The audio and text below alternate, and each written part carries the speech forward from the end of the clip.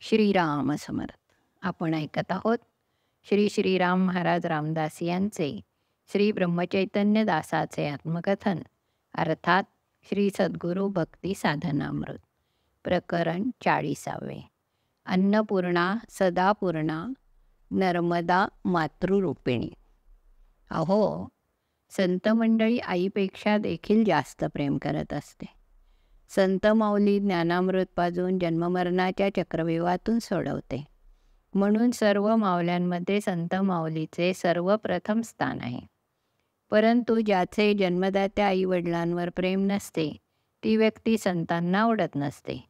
म्हणून ज्यांना संतांचे तसेच देवाचे प्रेम संपादन करावयाचे असेल, तर त्या व्यक्तीने प्रथम आपल्या जन्मदात्या आईवडिलांचे प्रेम संपादन करावे.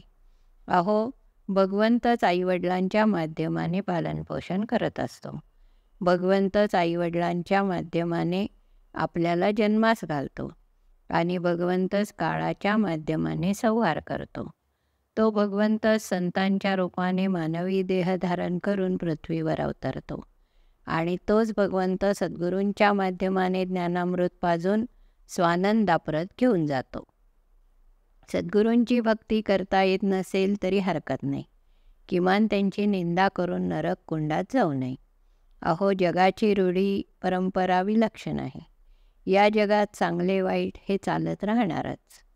परंतु ज्याला भगवंताची प्राप्ती करून घ्यायची असेल, त्यांनी मात्र सद्गुरू भगवंताला कधीही सोडू नये. सद्गुरूंच्या बाह्य आचरणाकडे पाहून स्वतःचे डोके खोक्यामध्ये जमा करू नये. अहो, संतांच्या प्रत्येक कृतीमध्ये आध्यात्मिक रहस्य भरलेले असते. गोंदवल्यातील श्रींचा एक प्रसंग आहे. त्या प्रसंगावरून संतांच्या बाह्यांगावर लोकांची नजर कोणत्या प्रकारची असते हे कळून येईल. तो प्रसंग असा. एके दिवशी सायंकाळी सन 1906 सांगली येथील बंडोपंत गोडबोले श्रींच्या दर्शनासाठी प्रथमच गोंदवल्याला आले. सायंकाळची वेळ असल्याने धाकट्या राम मंदिरात आरती चालू होती. श्रींची स्वारी रामासमोरच उभी होती आणि श्रींच्या डाव्या उजव्या बाजूला इतर स्त्री पुरुष भक्तमंडळी उभी होती. त्यामध्ये बंडोपंत गोडबोले हे गृहस्थ उभे होते. आरती अगदी रंगात आली होती. सर्व भक्तमंडळी श्रींसह डोलत होती. एवढ्यात पाठीमागच्या दरवाजातून एक तरुण मुलगी धावत आली आणि एकदम श्रींच्या गळ्यात हात टाकून श्रींना जोरात मिठी मारून हुंदके देऊन रडू लागली. नंतर माझ्या दयासागराने अत्यंत प्रेमवात्सल्याने तिच्या पाठीवरून प्रेमाने हात फिरवला. हा प्रकार बंडोपंत गोडबोले पाहत होतेच. ज्याचे अंतःकरण स्वच्छ नसते अशा व्यक्तीला सर्वच ठिकाणी अस्वच्छच दिसत असते. हा श्रींचा पाठीवरून हात फिरवण्याचा प्रकार पाहून बंडोपंतांच्या मनात श्रींच्या प्रति विकल्प आला आणि मनात म्हणू लागले, अरे, हे एवढे साधू महाराज आणि एका तरुण मुलीच्या पाठीवरून हात फिरवतात. अरे रे, हे कसले साधू. अशा प्रकारचा विकल्प बंडोपंतांच्या मनात आलेला माझ्या श्रींनी अचूक ओळखला. अहो, परब्रह्मापासून कोणतीही गोष्ट कशी लपून राहील. आरतीचा कार्यक्रम आटोपल्यावर श्रींची स्वारी तीर्थ वाटू लागली. जेव्हा बंडोपंतांचा नंबर आला तेव्हा श्रींची स्वारी गोड स्मितहास्य करून बंडोपंतांना म्हणाली, ही 18 वर्षाची तरुण मुलगी धाकट्या गोंदवल्याची राहणारी असून तिचा नवरा गेल्या वर्षीच वारला आहे. तिचा एकुलता एक 1.5 वर्षाचा मुलगा तापाने फणफणलेला असल्याने माझ्याशिवाय तिला दुसरा आधार नसल्याने त्या मुलाला त्या स्थितीमध्ये टाकून माझ्याकडे आलेली आहे. आता तुम्हीच विचार करा. मी 63 वर्षाचा म्हातारा असून मी तिला बापासारखा आहे. अशा परिस्थितीत माझ्या जागेवर जर तुम्ही असता तर तुम्ही माझ्यापेक्षा आणि काही वेगळे केले असते का? हे श्रींचे वाक्य ऐकताच बंडोपंतांचे डोळे उघडले आणि ते श्रींना पश्चातापपूर्वक शरण गेले. संतांच्या बाह्यरंगावरून त्यांची योग्यता ठरवणे हे अत्यंत मूर्खपणाचे लक्षण आहे. अहो, संतांची योग्यता काय आहे हे पाहावयाचे असल्यास पाहणाऱ्या व्यक्तीस स्वतः संत व्हावे लागेल. तरच संतांचे अंतःकरण पाहणाऱ्यास दिसेल. ज्याला स्वतःचे कल्याण करून घ्यावयाचे असेल त्यांनी दुसऱ्याचे अवगुण पाहू नयेत. आता आमची स्वारी नर्मदेच्या काठाकाठाने मार्गाक्रमण करीत होती. नर्मदेच्या उत्तर तटावरच्या झाडीतला आज 4था दिवस होता. बिल्लांच्या टोळ्या अधूनमधून रस्त्यामध्ये नजरेस येत होत्या. आमच्या लंगोटीवाल्या स्वारीकडे पाहून बिल्लांची 10-12 वर्षाची मुले जवळ येऊन विचारित की बाबाजी, और पीछे से कितनी मूर्ति आ रही है? मी त्यांना उत्तर देत असे, कोई भी नहीं, हम अकेली ही मूर्ति है. हे ऐकून त्यांना जरा वाईट वाटत असे, कारण की 10-12 परिक्रमावासी मागून येत असतील तर त्यांच्याकडून काही ना काहीतरी मिळेल. बहुतेक बिल्लांना विशेष काही मिळत नाही.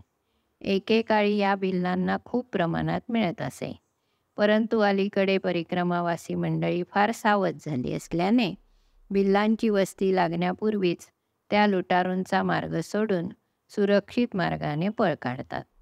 काही परिक्रमावासी मुद्दाम त्यांना देण्यासाठी कपडे वगैरे घेऊन जातात, परंतु प्रथम लुटावयास येणाऱ्या बिल्लांनाच ते सामान मिळते.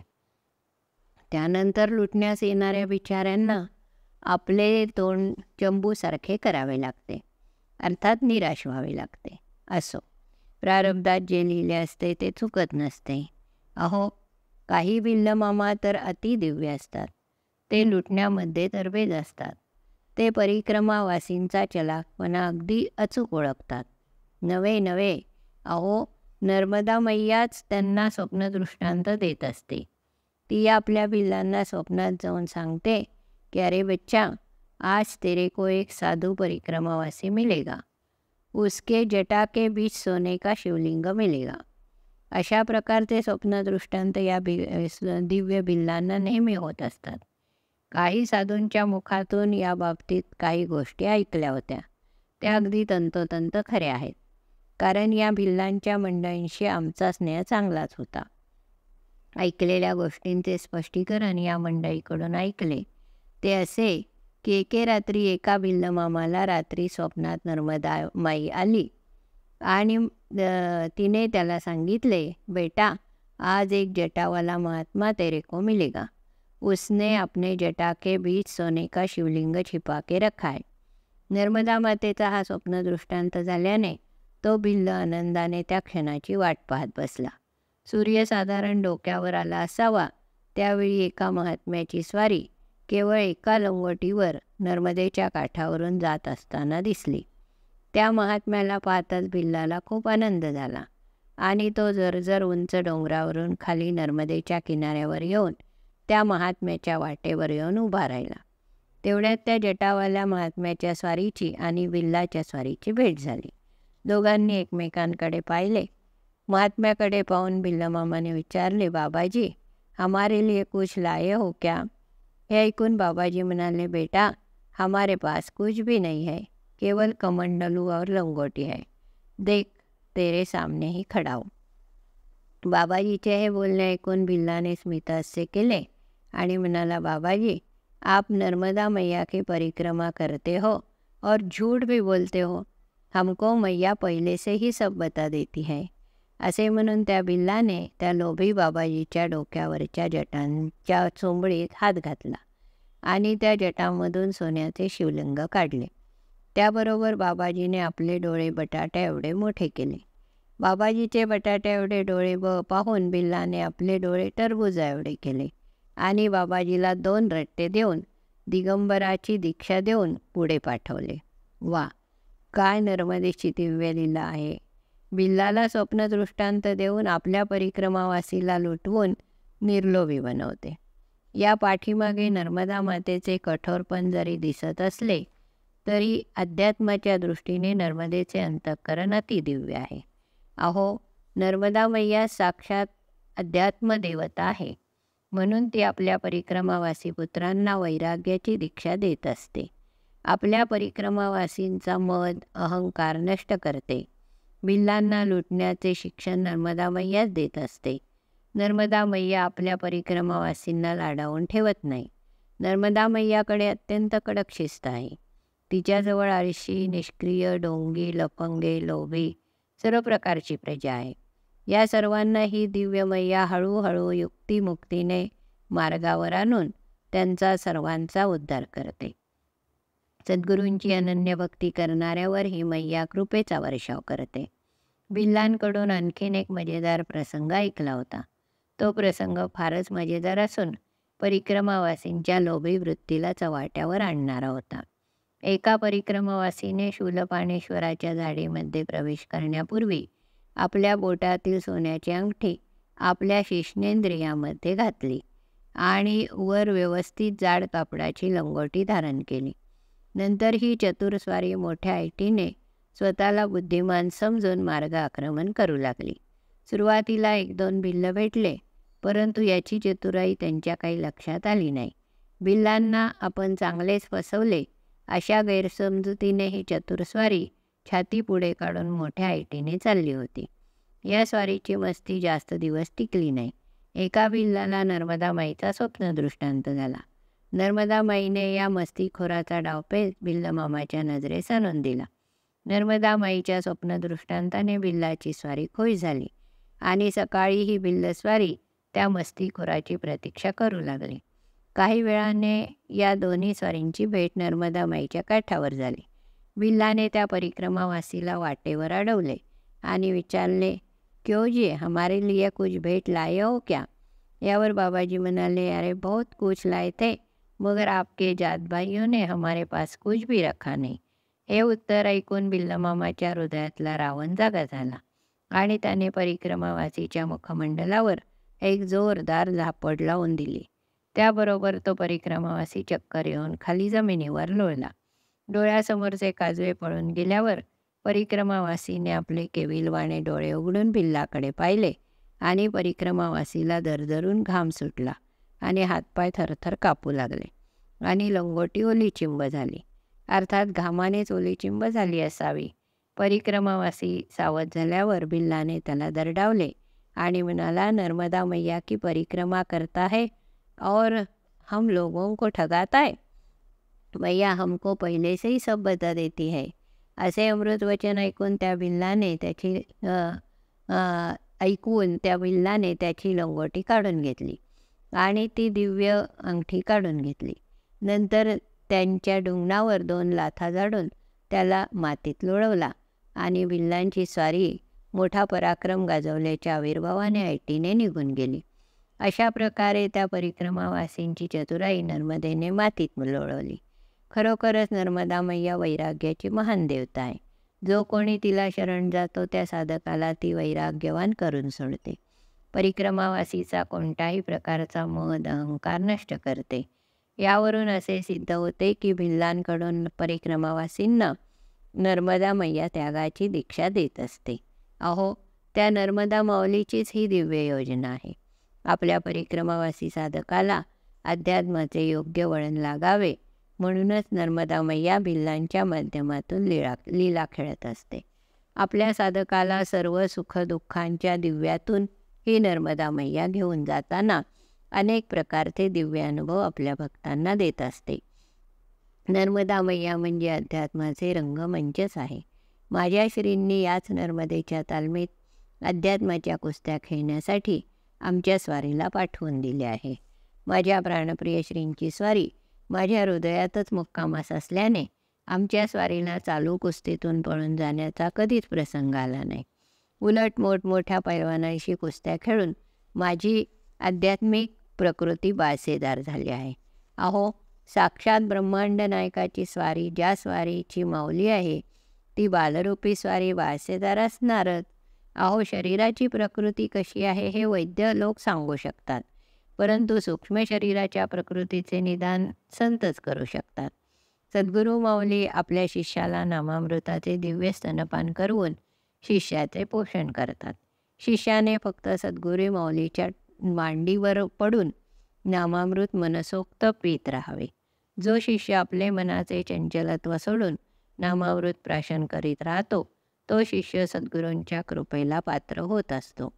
संतांच्या देहाची संगत नेहमीच मिळू शकत नाही, कारण देहाच्या मर्यादा निश्चित ठरलेल्या असतात. देह आज आहे तर उद्या नाही, अशी देहाची मर्यादा असल्याने संतांच्या देहाची संगत कायम स्वरूपात कधीच कोणालाही लाभू शकत नाही. अहो समजा आपल्याला संगत लाभली आणि आपलाच देह गेला तर काय उपयोग? म्हणूनच माझ्या श्रींनी सर्वांना शाश्वत अशा टिकणाऱ्या भगवंताच्या नामाचा मार्ग दाखवून दिला. जेथे भगवंताचे नाम आहे तेथे श्रींची स्वारी हमखास हजर असते. संतांची संगत आपल्या पूर्वपुण्याईनेच मिळत असते, परंतु ती संगत टिकवून ठेवणे हे फार कठीण आहे. कारण आपले मन दूषित असल्याने संतांच्या मध्ये आपल्याला वाईटच दिसते आणि त्या संगतीपासून शहाणे महाभाग दूर फेकले जातात. यालाच दैव देते पण कर्म नेते असे म्हणतात. अहो संत संगतीचा महिमा अगाध आहे. ज्यांना सद्गुरूंच्या प्रत्यक्ष सगुण देहाची संगत लाभली ते शिष्य अत्यंत भाग्यवान असतात, यात काही शंकाच नाही. परंतु त्यासाठी अनंत जन्मींची पुण्याई पदरात असावी लागते. खरोखरच ब्रह्मानंद, आनंदसागर, महाभागवत, कुर्तकोटी, भाऊसाहेब केतकर, तात्या केतकर, रामानंद, प्रल्हाद, नागप्पा वगैरे भक्तमंडळी किती महान भाग्यवान असतील. या मंडळींनी कित्येक जन्म नामानुसंधानात अर्थात भगवंताच्या नामामध्ये घातले असतील. या गोष्टींचा सामान्य मनुष्य अंदाज लावू शकणार नाही. या सर्व भक्तांनी आपले पंचप्राण सद्गुरूंच्यावरून ओवाळून टाकले होते. सर्व भक्तांचे शिरोमणी ब्रह्मानंद महाराज यांचे चरित्र अति दिव्य आहे. साक्षात ब्रह्मांड नायकाने मी आणि ब्रह्मानंद एक आहोत असे म्हटले आहे. यावरून ब्रह्मानंदांच्या दिव्य अधिकाराची साक्ष पटते. जशी नर्मदा मैया परिक्रमावासीकडून खडतर तपश्चर्या करून घेते, त्याचप्रमाणे माझ्या प्राणप्रिय श्रींनी आपल्या भक्तांकडून खडतर तपश्चर्या करून घेतलेल्या आहेत. आपल्या शिष्याची पूर्ण देहशुद्धी, देहबुद्धी नष्ट झालेली पाहूनच त्यांना अध्यात्मातल्या उच्च पदव्या बहाल केल्या आहेत. श्रींच्या स्वारीने देह जरी त्याग केला असला तरीसुद्धा आपल्या प्रिय भक्तांसाठी अजूनही साक्षात देह धारण करून भक्तांना दर्शन देतात. वेळप्रसंगी त्यांना मार्गदर्शनही करतात. अहो ब्रह्मांड नायकाला कोणतीही गोष्ट शक्य नसते. देह सोडणे आणि देह प्रगट करणे ही त्या ब्रह्मांड नायकाची दिव्य लीला आहे. आपल्या भक्तांना उच्च पातळीवर घेऊन जाण्यासाठी श्रींची स्वारी वेळप्रसंगी भक्तांची दिव्य परीक्षा घेत असते. अहो टाकीचे गाव सोसल्याशिवाय देव पण प्राप्त होत नसते. ब्रह्मानंदांचे पूर्वीचे नाव अनंत असे होते, परंतु अनंताचे ब्रह्मानंद होण्यासाठी अनंताला सद्गुरूंच्या दिव्य आज्ञेतून जावे लागले. तेव्हाच ते सद्गुरूंच्या कृपेस पात्र झाले. अहो परमार्थ हा भातुकलीचा खेळ नाही, अथवा तो बाजारातला भाजीपाला नाही. परमार्थासाठी सद्गुरूंच्या सेवेत आपला देह झिजवावा लागतो. अहो ब्रह्मानंद महाराजांनी आपल्या श्रींच्यासाठी खरा देह झिजवला, म्हणूनच ते अध्यात्मातल्या उच्च शिखरावर आरूढ झाले. माझ्या प्राणप्रिय श्रींची स्वारी पक्षपात करते असे समजू नका. जो शिष्य सद्गुरूंच्या आज्ञेचे तंतोतंत पालन करतो तो आवडत्या शिष्यांच्या पंक्तीला बसतो. माझ्या श्रींचे अनंत आवडते शिष्य आहेत, परंतु ब्रह्मानंदांसारखे बोटावर मोजता येतील एवढेच आहेत. अहो या पृथ्वीतलावर सद्गुरूंची संख्या खूप आहे, परंतु सत्शिष्यांची संख्या दुर्मिळ आहे. असे का असावे? तर याचे उत्तर सोपे आहे. ते असे की त्या ब्रह्मानंद आनंदसागराप्रमाणे आपल्याला सद्गुरू भक्तीची तळमळ नाही.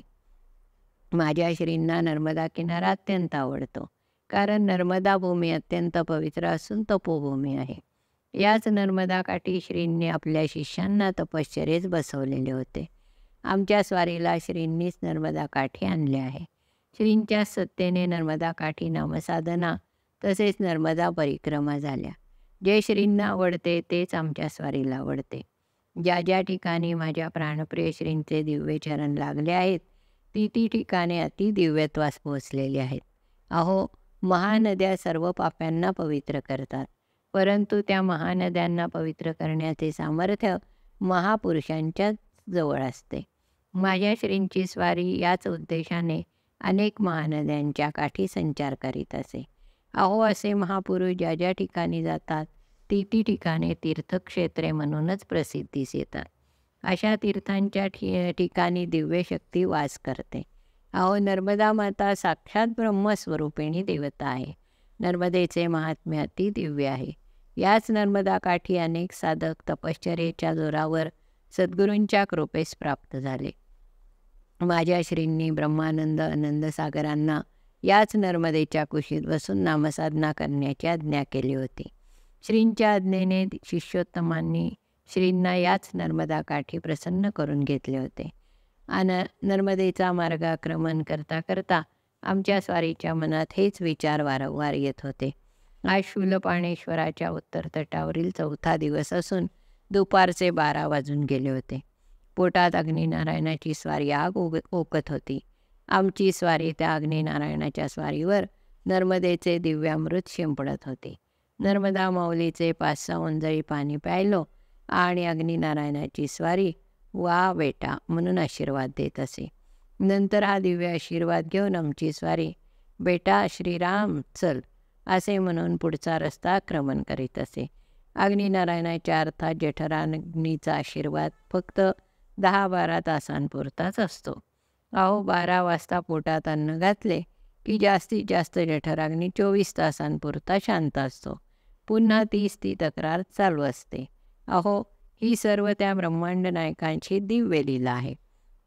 नर्मदा जल प्राशन करीत करीत आमची स्वारी नर्मदा प्रदक्षिणेचा मार्गाक्रमण करत होती. दुपारचे 12 केव्हाच वाचून गेले होते.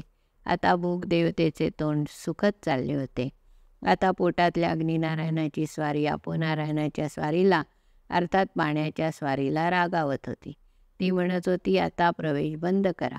या दोन्ही स्वाऱ्यांच्या आमच्या स्वारीने संवाद ऐकला आणि आमच्या स्वारीने त्यांना धीर धरण्यास सांगितले.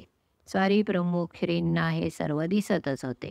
सर्व स्वाऱ्यांना अध्यात्माच्या मार्गावर कसे आणून सोडायचे ही विद्या माझ्या प्राणप्रिय श्रींना माहीत असल्याने आमची स्वारी स्वस्थ बसून सर्व काही खेळ पाहत होती.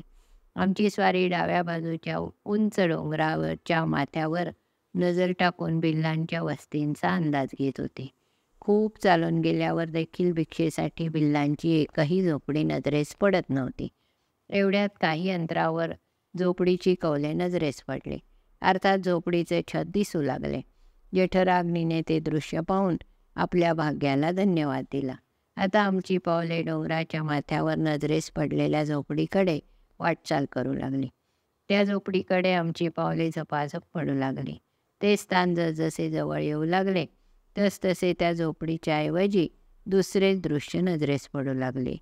तेथे नजरेची अक्षरशः फसवणूकच झाली.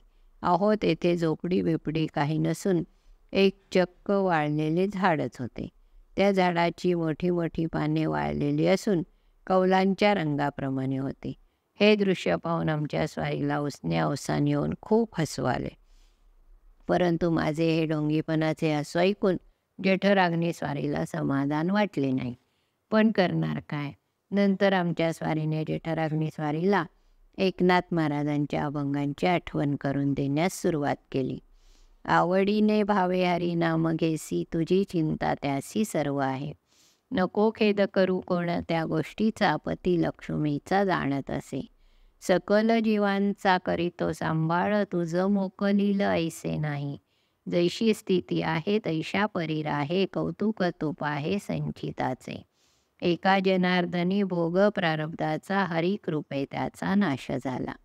या एकनाथ महाराजांच्या दिव्य अभंगवाणीने पायामध्ये नवीनच जोमला.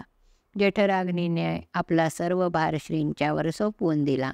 हे पाहून आमच्या स्वारीला समाधान झाले आणि नामस्मरणाच्या चालीवर आमची स्वारी डोलत डोलत नर्मदा प्रदक्षिणेची पाऊलवाट आक्रमू लागली.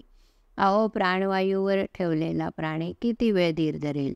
प्राणवायू ग्रहण करण्यास श्वासक्रिया जोपर्यंत मदत करेल तिथपर्यंतच प्राणवायूची मजल चालेल. अहो भुकेल्या प्राण्याला वेदांताचे ज्ञान पचनी पडत नाही. जठराग्नीला अग्निरूपीच ज्ञान लागते. भले भुकेच्या वेळी पोटात कोंडा घातला तरी चालून जाते, परंतु त्यावेळी काही ना काहीतरी जठराग्नीला आहुती दिल्याशिवाय भागत नाही. अहो एवढ्यासाठी संतांच्या दरबारी अन्नछत्र असते. अन्नदानासारखे दुसरे दान नाही आणि भगवंताच्या नामाशिवाय दुसरे नाम नाही. तसेच सद्गुरूंच्या भक्तीसारखी दुसरी कोणतीही श्रेष्ठ भक्ती नाही. भक्तीने सद्गुरू प्रसन्न होतात. नामस्मरणाने भगवंत सद्गुरूंची गाठ घालून देतो. आणि अन्नदानाने अतिथीतला भगवंत अन्नदात्या नारायणाला आशीर्वाद देतो. अहो, दान करणारा आणि दान स्वीकारणारा भगवंतच असतो. म्हणून दानदात्याने कधीही अहंकाराने फुगून जाऊ नये. आपण केवळ निमित्त मात्र आहोत असे समजावे. छे छे, असा सुद्धा समज करून घेऊ नये. सर्व काही करता करविता भगवंतच आहे असे अगदी मनापासून समजावे. यालाच आत्मनिवेदन भक्ती असे म्हणतात. असो, भुकेच्या पोटी कोणतेच ज्ञान पचत नाही. म्हणूनच हिंदी भाषेमध्ये एक फारच मार्मिक कहावत आहे. मराठी भाषेमध्ये कहावतीला म्हण हा शब्द वापरतात.